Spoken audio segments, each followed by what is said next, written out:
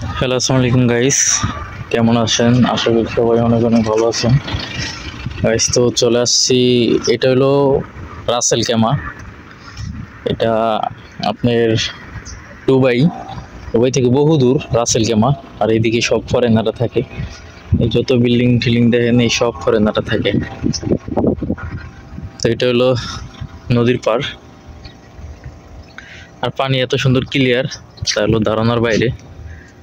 আর রোদ রোদের অনেকে কয় হলো গরম গরম, বিষয় ওটা না, বিষয়টা হলো কি তাপ আছে না আপনার, রোদের যে একটা তাপ, এই তাপগুলো এদিকে পাওয়া যায়, বুঝছেন?